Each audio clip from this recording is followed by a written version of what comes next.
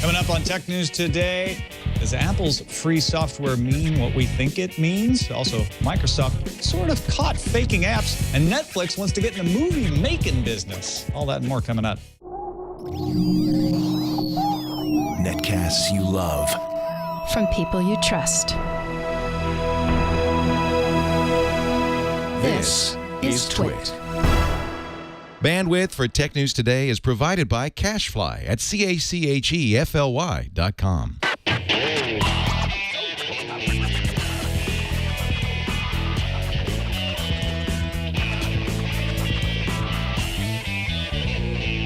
This is Tech News Today for Wednesday, October 23rd, 2013. Tech News Today is brought to you by Shutterstock.com. With over 28 million high-quality stock photos, illustrations, vectors, and video clips, Shutterstock helps you take your creative projects to the next level. For 25% off your new account, go to Shutterstock.com and use offer code TNT1013.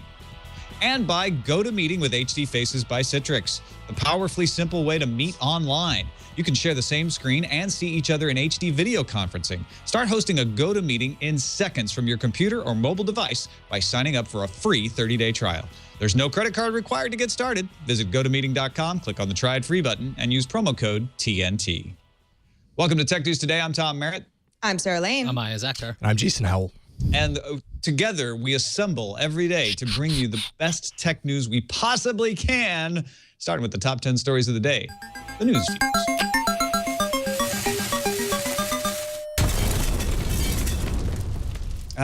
Remember the good old days? Remember yesterday when Sarah told you how UK Prime Minister David Cameron was upset at Facebook for allowing a video of a beheading to be posted on its site, and Facebook had changed its stance after a 6-month moratorium, saying users should be free to watch and condemn such content, and that, quote, if the video were being celebrated or the actions in it encouraged, their approach would be different.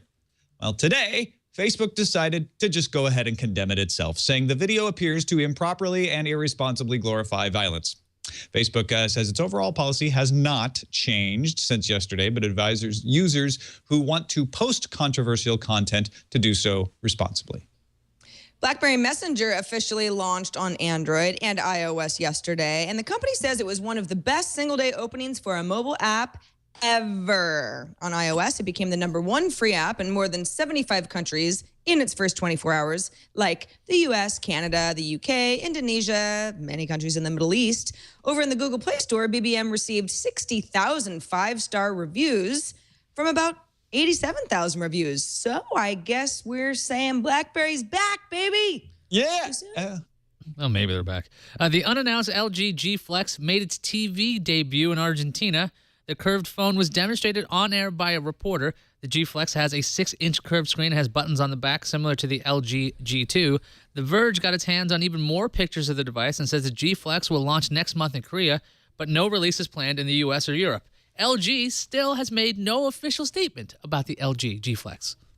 Be careful calling yourself a hacker, ladies and gentlemen. The U.S. District Court for the state of Idaho has issued an injunction for the seizure of South Fork Security's computers without warning on a request from competing security firm Battelle Energy Alliance. South Fork's chief Corey Thuin used to work for Battelle, which accuses Thuin of stealing code. To issue the seizure order, the judge had to be convinced that Thuin was a risk to destroy evidence, since South Fork's website had the phrase, "We like hacking things and don't want to stop," and 2 law journal articles cited in the decision state that hackers like to conceal their identities. Battelle argued Thuin was therefore a hacker who must like to conceal things and therefore a risk to destroy the hard drive, and the judge agreed and issued the order. I'm going to have to think about that one for a second. After recording its first quarterly loss this month, HTC is closing at least one of its 4 main handset manufacturing lines and reducing its production capacity by at least a 1/5. The company's chief marketing officer, Ben Ho, tells Reuters that, quote, when you have less demand, you work with less facilities to optimize your costs. But the company tells The Verge, quote, HTC is not shutting down, nor does it have plans to sell any of its factory assets. A very telling earnings call is scheduled for November 5th. On a Netflix earnings call, Netflix Chief Content Officer Ted Sarandos says the company is looking to expand into original movies. Netflix will spend less than 10% of its money on original content compared to HBO's 40%. Now, if you're wondering what kind of movies will show up on Netflix first, Sanando says the company's looking at several documentaries. Android users can now watch Aereo TV service on their devices if they live in an Aereo region and subscribe to the service, of course. Oh, and they need to run Android 4.2. So let me start over. People in New York City, Boston, Miami, Atlanta, Dallas, Houston, and Salt Lake City who have a device with Android 4.2, you can run Aereo on it now. A video posted to YouTube shows the DualShock 4 controller is at least somewhat compatible with the PlayStation 3. YouTube user Udetto showed the controller running Urban Trial Freestyle, but it only runs with a wired connection, and Udetto adds that the controller's performance varies depending on the game. The DualShock 4 will be released November 15th in North America and on November 29th in Europe, separately from the PlayStation 4, with a recommended retail price of $59.99. Deal. Game publisher Big Fish, purveyor of fine games like Cut the Rope and Bejeweled 3, has partnered up with BlueStacks to enable Android games to be played through the Big Fish Windows and Mac apps. BlueStacks makes a virtual Android environment that can run on OS X and Windows. Android developers who implement the Big Fish API plugin into their titles can make them compatible on the desktop now. LG just released its first Firefox OS-based phone in Brazil called the FireWeb. Yeah, really, FireWeb. It's a modest phone with a 4-inch screen at a 480 by 320 resolution, powered by a 1 gigahertz Qualcomm processor with 4 gigabytes of storage. The LG FireWeb is on sale at Vivo Brazil for about $200 US dollars, or for pay-as-you-go. That's for pay-as-you-go customers. If you're a subscriber, it's only $60. Let me level with you, folks. We can't do this show for free. We need sponsors. That's why we're very happy to have Shutterstock.com as one of our sponsors. And hopefully you'll be happy with them too. I use them. Shutterstock is the perfect place to find images or video for your creative project.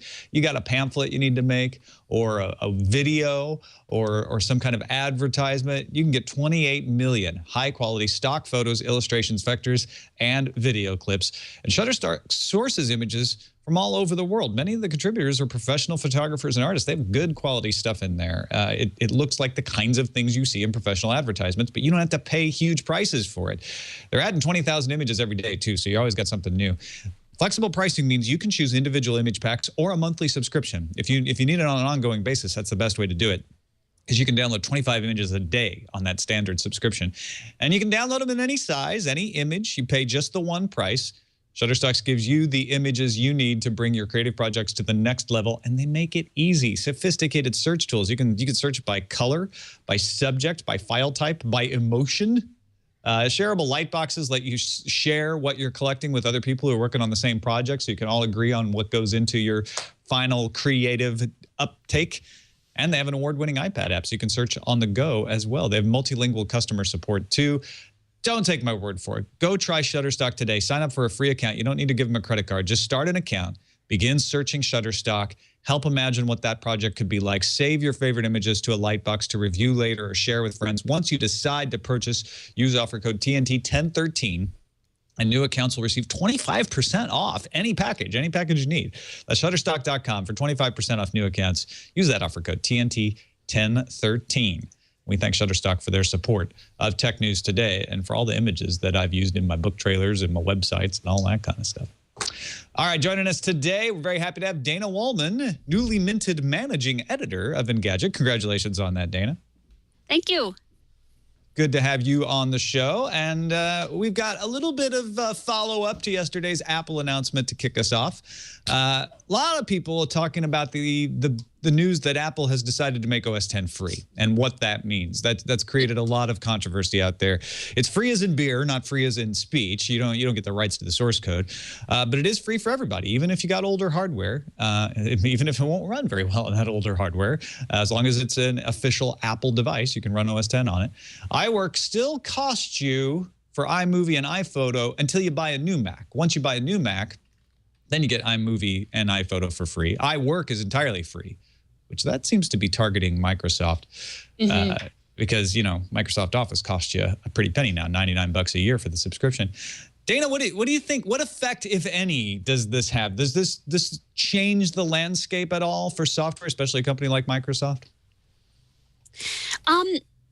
It's a little bit of a dig at Microsoft, especially like you said on the iWork side. Microsoft has been slow to release a new version of Office for Mac OS. It already released a new version for Windows, and there's been a lot of hype around that, but it's been sort of slow to port that over to Mac. So this is a little bit Apple getting in while it still has a chance. So not that I think it's going to put that big of a dent in sales of Office or anything like that. But even that aside, there's still plenty of benefits for Apple in releasing the OS for free, or at least the OS update. I don't even want to call it a full OS, but at least the update for free.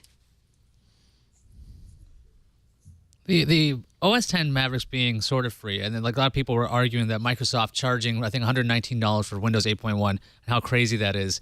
It seems a little bit.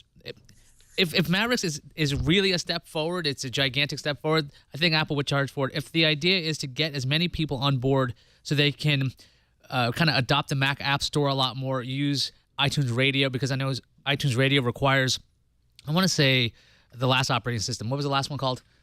Whatever Big Cat it was called. I can't remember right now. Mountain Lion. Mountain Lion, thank you. I think that's the one you need to have, because my old Snow Leopard machine won't run it. So to get more access to more of the Apple iCloud stuff, if you're going to do that, you have to have all of these users on board. But I don't really think this is going to be a big deal for operating systems in general. I mean, Linux has been free forever. It's not like it's going to change that much. I feel like this is less about, getting people to switch over from a Windows machine and hurting Microsoft. I mean, I guess that's probably a little bit of that's sort of something that just happens anyway. But I think it's more about, Apple made a big point of this during the conference yesterday, that so many people in the Apple ecosystem upgrade to iOS 7. For example, Mavericks, they just want that to be as easy. You don't have a reason not to. It's completely free. Get everybody on board so there's a unified experience. And I think as the Mac OS and the iOS keep converging, you just want more people to be up to date on everything as you continue to sell expensive hardware. Sarah's right, and I think that the comparison to Microsoft was a little bit flawed in the first place. Windows 8.1 is actually free for all the people who already own Windows 8 devices. So it's actually kind of similar to what Apple is doing, that it's not the hugest upgrade, and it's free to people who already owned fairly recent systems. The people who are paying for Windows 8.1 are people who are running Windows 7, which is actually pretty stale at this point, kind of like Snow Leopard. And I agree with everything Sarah said, which is there are plenty of benefits for Apple itself, even besides competing with Microsoft, that you do want developers developing for the most recent platform and not some legacy system. And maybe Microsoft should do this. The problem is it's a lot easier for Apple to turn on this because they make their money off hardware. That's the way their business is oriented, and Microsoft doesn't. Microsoft makes their money off of software. I think that there's a very valid comparison of point upgrades like 8.1 and service editions and service packs and all that sort of thing. What I'm wondering is if Microsoft has been positioning itself, which we think they have, to create a subscription model for Windows, how does that sell? If somebody's like, well, wait a minute, my friends who have a Mac, they just get all, it doesn't matter how old their machine is or what operating system they had before, they always get a free upgrade on the operating system. And now Microsoft's telling me I got to pay what, $99 a year or something like that? How does that work? I don't know how soon we're going to see subscriptions to Windows, the operating system, but we've already seen subscriptions to things like Office, Office 365 being the subscription model. That there are pros and cons, of course, to that. I don't think it's flown with everyone. I don't think Microsoft is going to get rid of the regular model altogether, where you can just buy the software and have that be it. It is convenient for some people, though, just always having the up-to-date version and not having to worry about how current it is, and always being guaranteed the new version. Yeah, and we're talking about different playgrounds here, too. I mean, Apple would like to be more in the enterprise, but they're not. And Microsoft provides all kinds of support to the enterprise for rolling out updates and things like that as part of that paying subscription. So it's not exactly, I don't want to say apples to apples because, you know, the obvious pun, but it's not exactly a straight comparison in the way that they do things, much less market share. Microsoft also providing some free software that's got them in a tiny bit of hot water, IS. Yeah, a little bit of problem. So this week, Microsoft was repackaging mobile websites and placed them in the Windows Phone store. Microsoft is calling them Microsoft Web Apps, and they were downloadable from the Windows Phone store. So one of these web apps that Microsoft made was a Southwest Airlines application. Now, Southwest told NeoWin that, quote, "We have been in communication with Microsoft, but have not given them approval to push our content." End quote. Microsoft then removed the app from the store. There was an app for Cars.com. That's now gone. There was an app for Atari Arcade. That's also gone. The reasons for that, not known right now. It does look like Microsoft didn't make the content owners aware that it was making their websites into applications. Dana, why the Microsoft hate here? I mean, why not let Microsoft go ahead, use your website, create an application based on it if they're not developing applications for Windows Phone? I see two problems with this. One is it's a little bit disingenuous for users to think you're getting an app and then to end up getting a mobile website. They're definitely not the same thing. I know that Microsoft has put a lot of marketing dollars behind Internet Explorer and trying to make rich web apps, but they are not, in fact, the same thing. And I don't think users see them as the same thing. So it's a little bit disingenuous. But also, if you look at the way it's presented in the store, you'll see things like ratings attached to it, star ratings especially.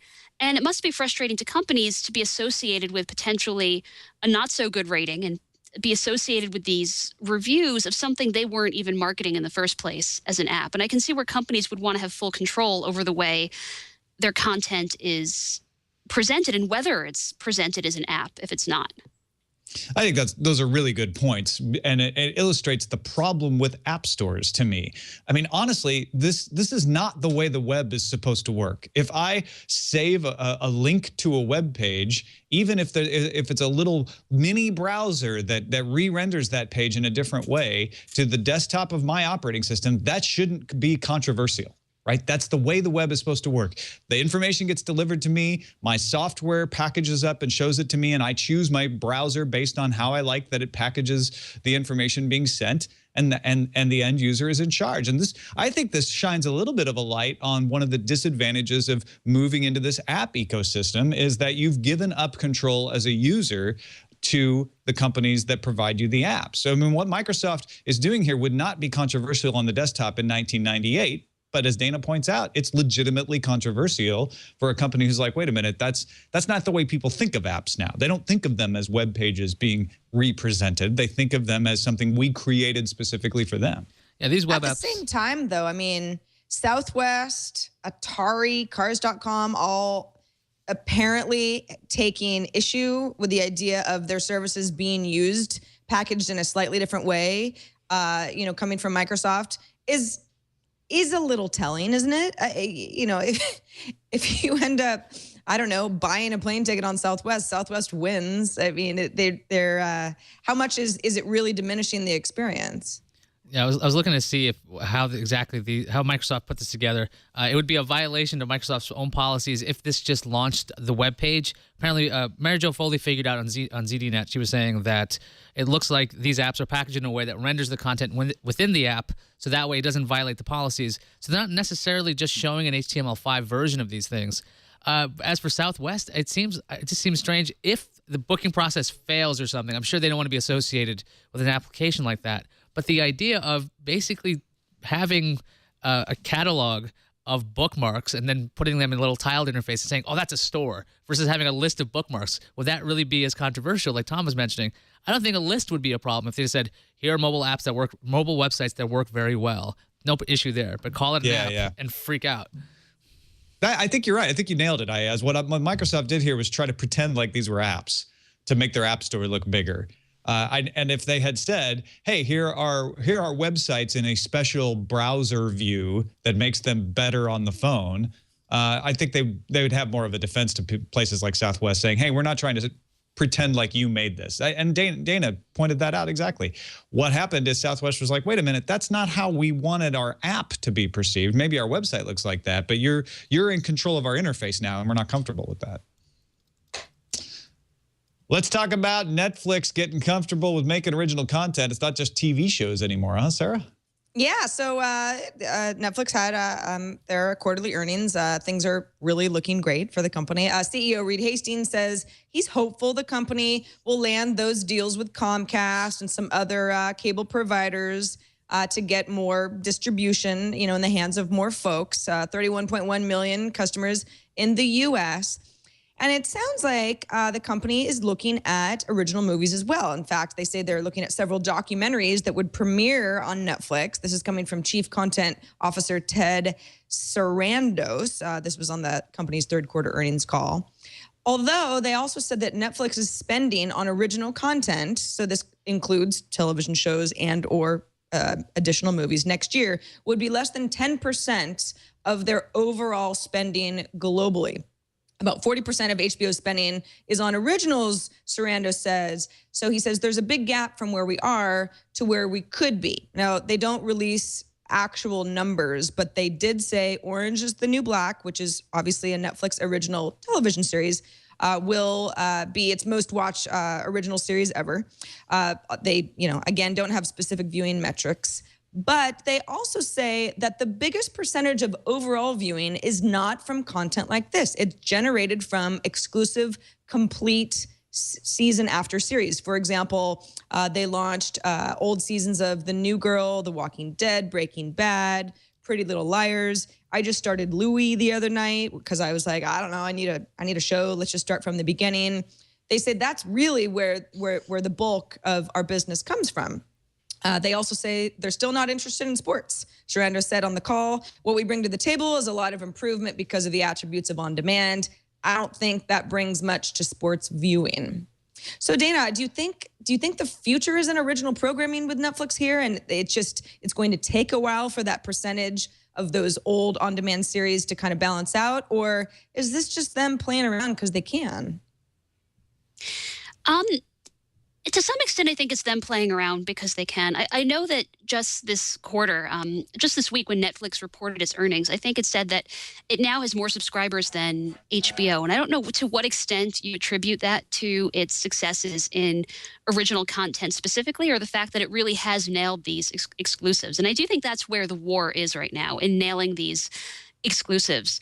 But in terms of original content, Netflix seems like it can do no wrong right now. And I can see where it would be feeling gutsy and feel emboldened to try new things. The fourth season of Arrested Development was a success. Orange is the New Black has gotten tons of publicity.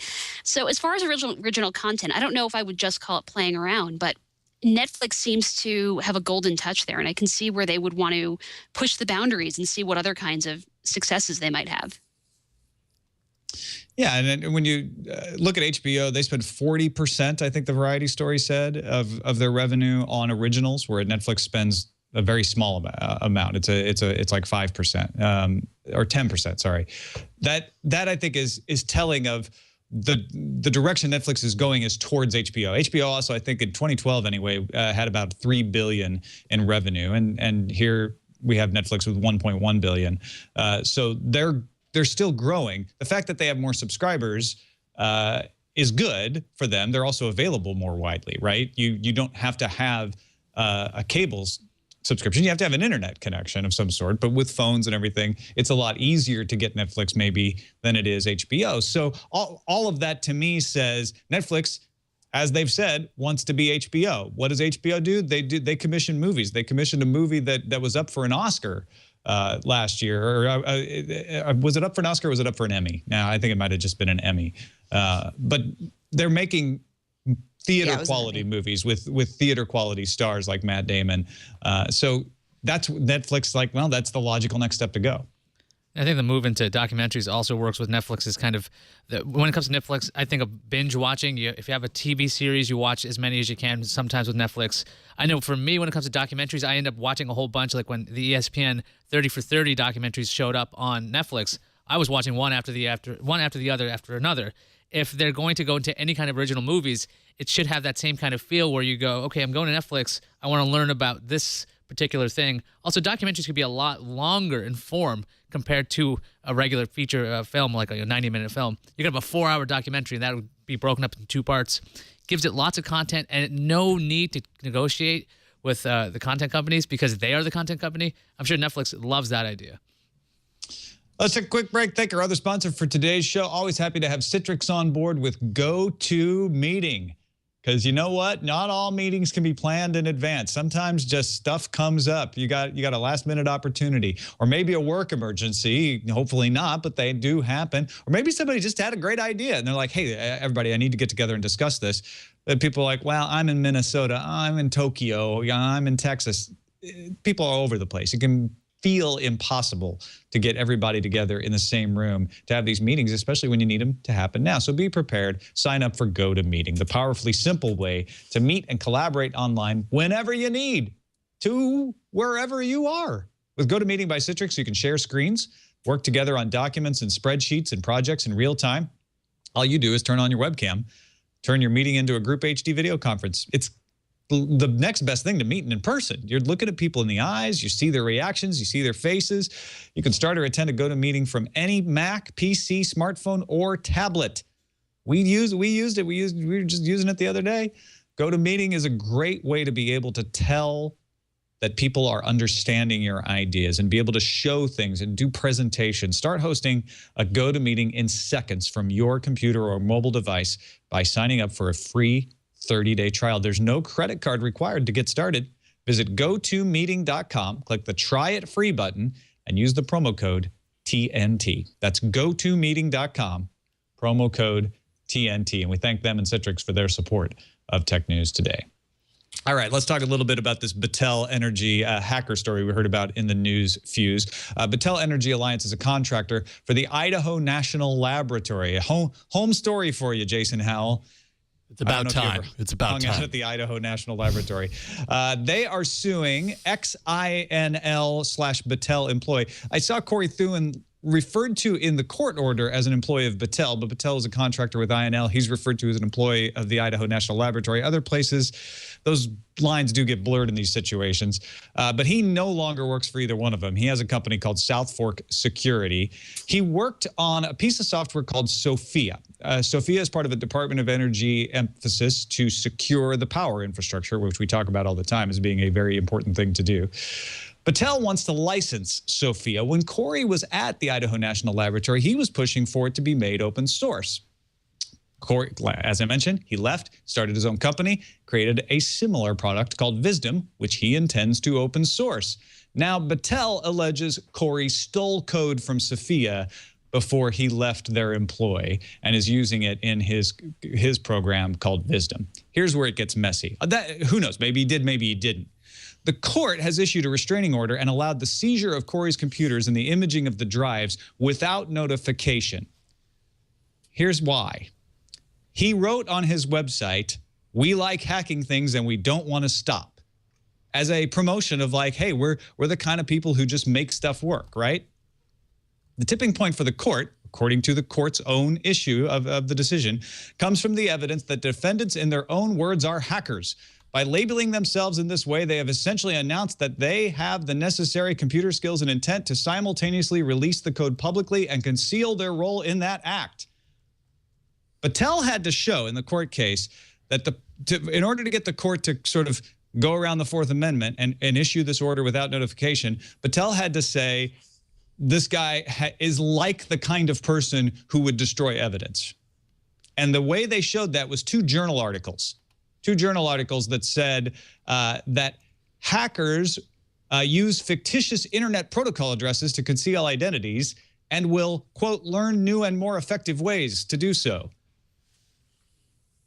Most broadly, releasing Sophia open source code has national security implications, writes the judge. As Battelle puts it, defendants plan to give away the keys to Sophia to the very attackers Sophia is meant to thwart.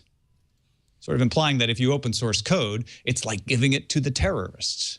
Now, I don't know about you, maybe you weren't aware of this. The U.S. military has an entire open source section at mil-oss.org. So if this judge is right, that's a big problem there. They're just giving away software. I don't think he understands the nuances of open source. I think what's really going on here is there's a hacker definition problem. Oxford defines the hacker as somebody who messes with things, who does malicious sorts of things. The free dictionary, which is the open source dictionary, defines a hacker as somebody who just likes to play with things, who is proficient in programming. So we've got two competing definitions of hacker here. Dana, dude, this obviously could cause problems if it carried forward as a precedent. Like if you call yourself a hacker, you're essentially obviating your right to the Fourth Amendment. This is the most ridiculous thing I've ever heard, I have to tell you. It's really a shame that hackers have gotten such a bad name. And there are bad hackers, but to your point, hacking can just as easily mean tinkering with something, being someone who's geeky and enthusiastic about code, which these people might be. And that would definitely be a selling point if you wanted people to hire you to help build software, right?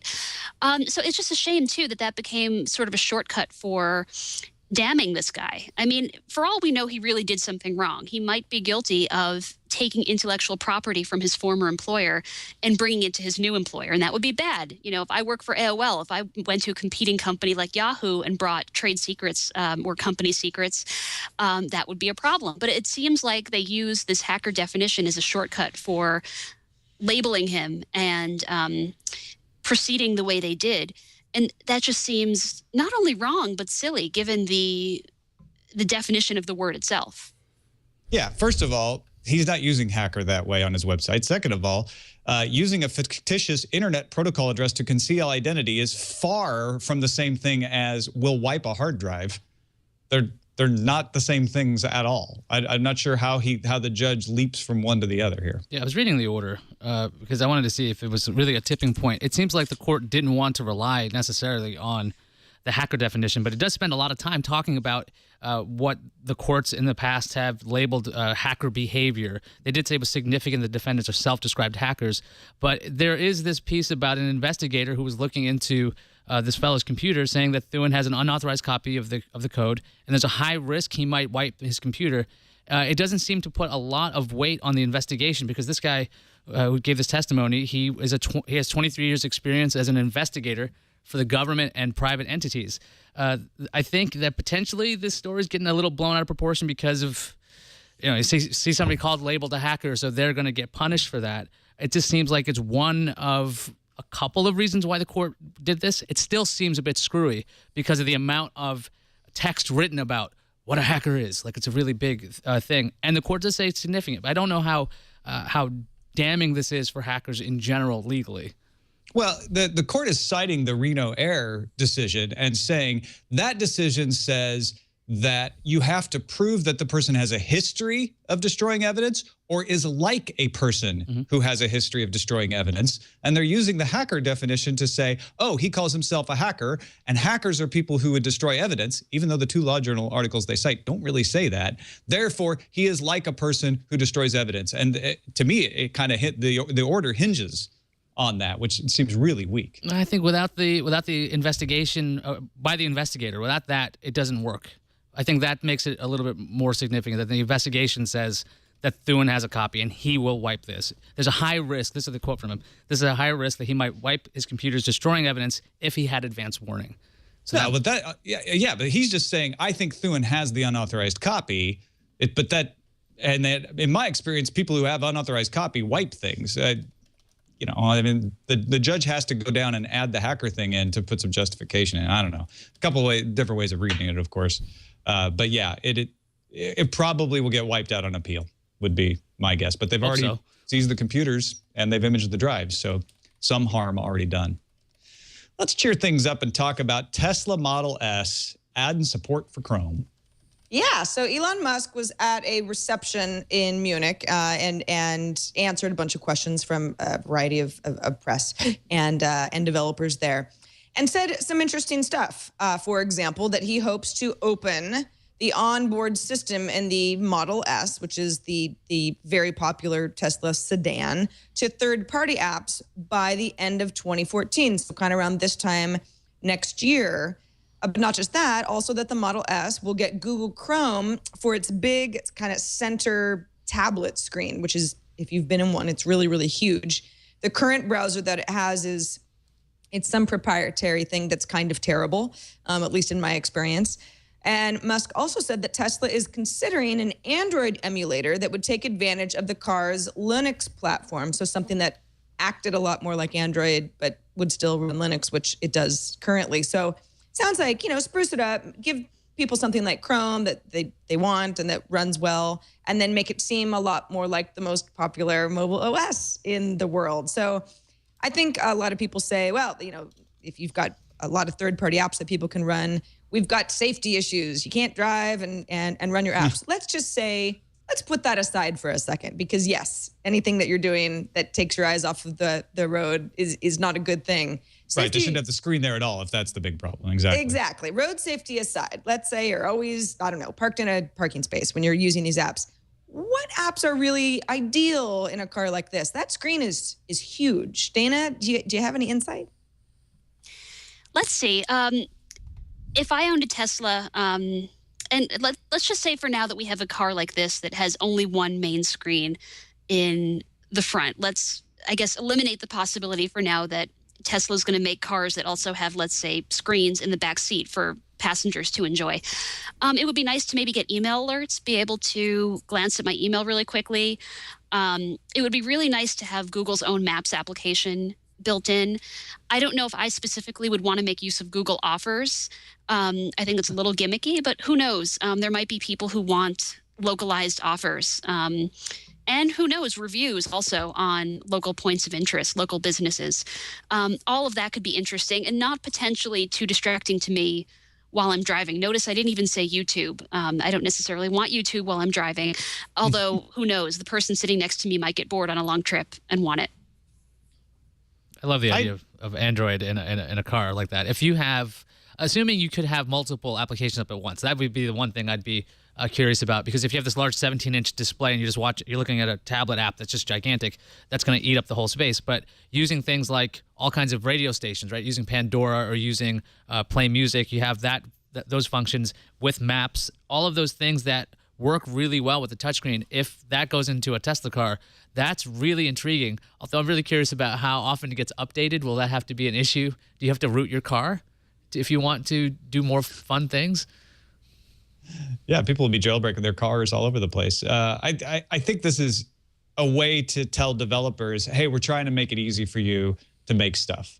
Make HTML5 apps, and maybe we'll even have an Android emulator so you could put your Android apps on there, because they want folks to see the car as a platform. I want this. I want stuff added to the car, in general, that makes sense and that make my life easier, so I can just talk to the car and say, hey, where's the nearest restaurant, gas station, etc. My mind immediately goes to, do I want Google to have even more data about me? It's already to the scary point how much they collect. Now they're going to be following me around in my car too. Not that they don't already with my phone.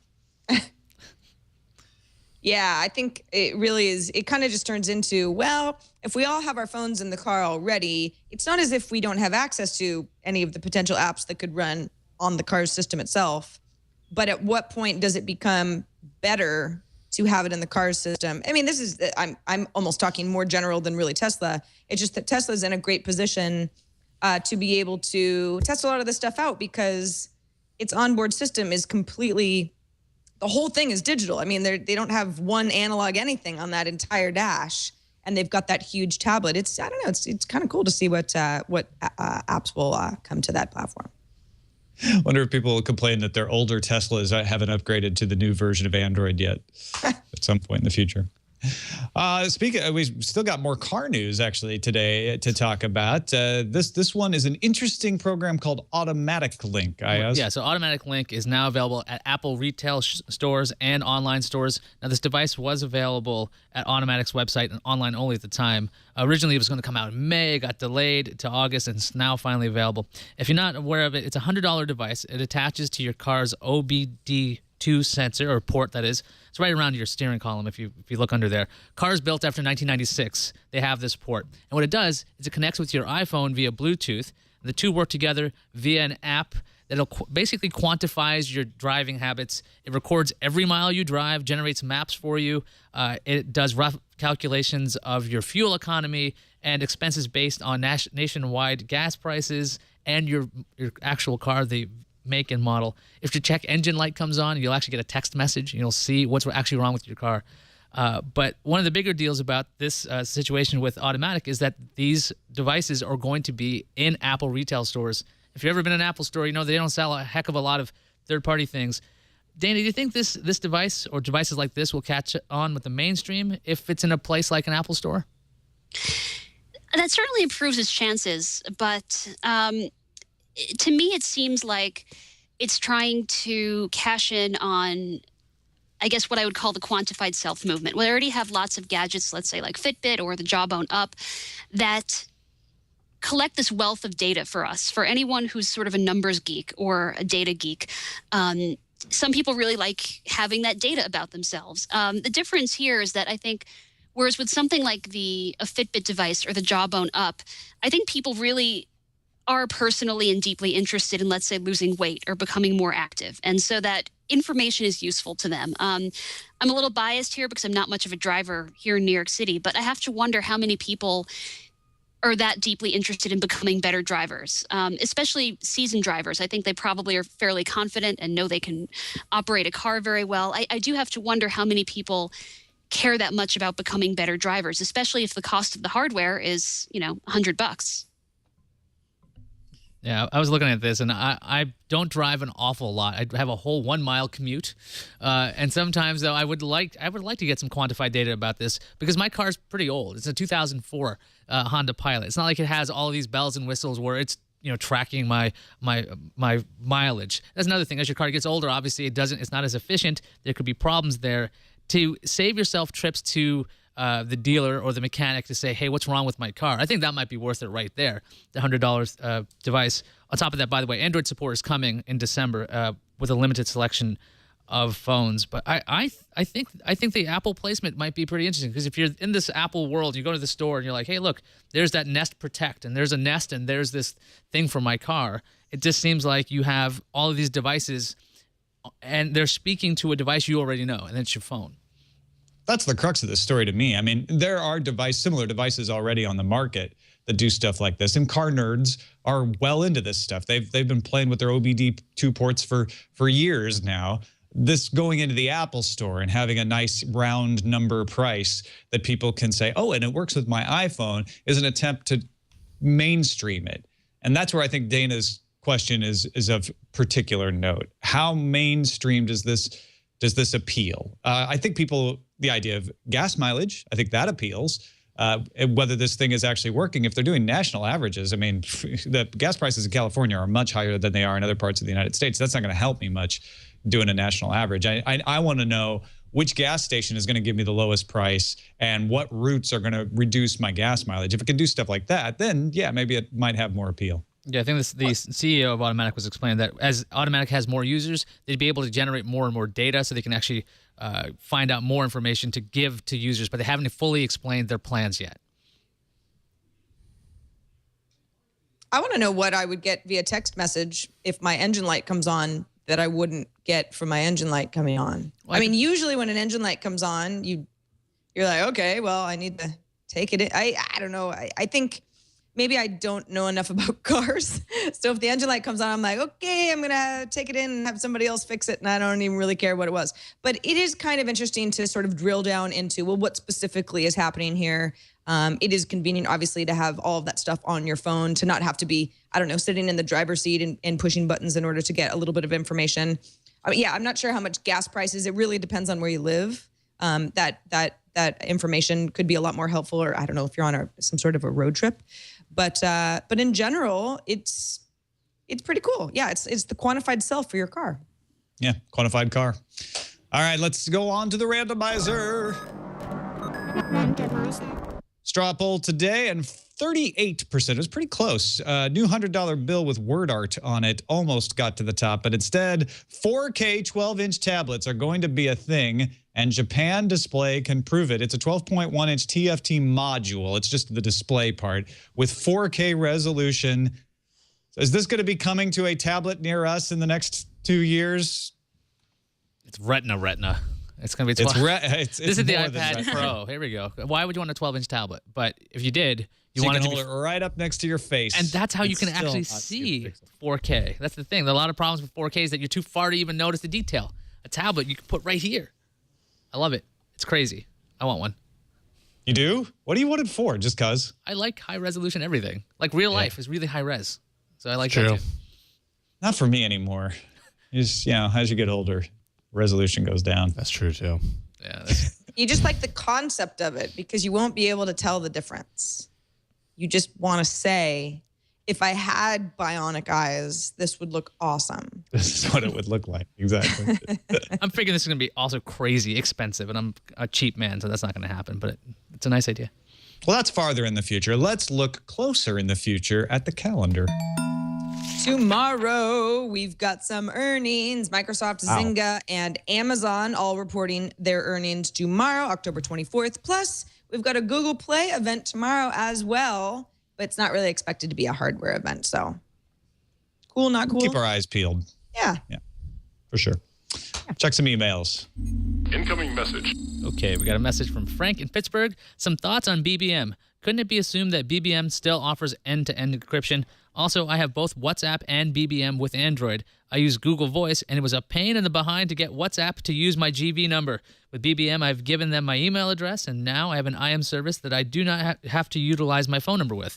While this is a small market, it might be big enough to keep BBM relevant if BlackBerry does things correctly. That's a big statement there. If BlackBerry does things correctly. Well, yeah, there's that. I thought that was an interesting little hack. Oh, sorry, not a hack, a little workaround. Because I don't want Frank to get hauled into court.